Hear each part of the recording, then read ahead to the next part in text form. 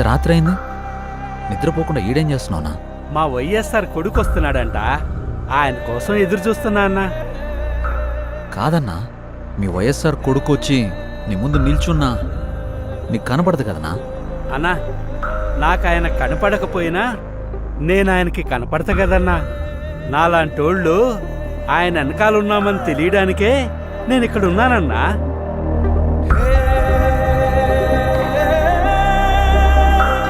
తండ్రి పోయాడనుకుంటే కొడుకొచ్చాడు. Congress party can create another 100 wise hours.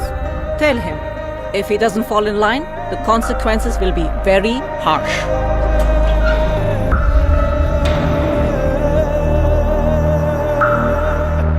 ఉన్నదంతా పోయినా పర్వాలేదు అని తెగించిన జగన్ లాంటోడితో యుద్ధం చేయడం మనకే నష్టం మేడం.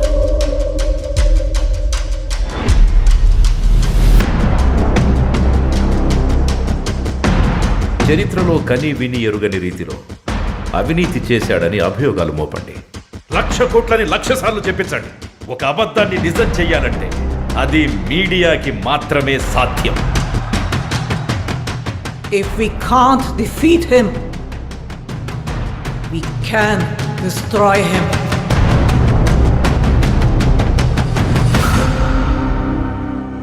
చరిత్ర నన్ను గుర్తుపెట్టుకుంటుందో లేదో నాకు అనవసరం అన్నా, కానీ ఒకవేళ గుర్తుపెట్టుకుంటే తండ్రి కోసం ఇచ్చిన మాట తప్పని కొడుకుగా మీరన్నా ఆ చరిత్ర గుర్తుపెట్టుకుంటే చాలన్నా.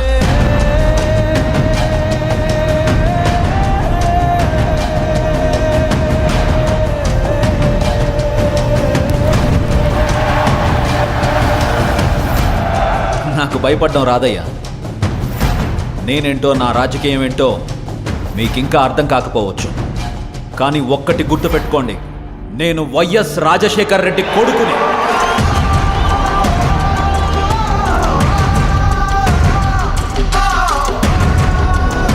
నా రాజకీయ ప్రత్యర్థినైనా శత్రువునైనా ఓడించాలనుకుంటానే కానీ మీ నాయకుడిలాగా వాళ్ళ నాశనం కోరుకోనయ్యా.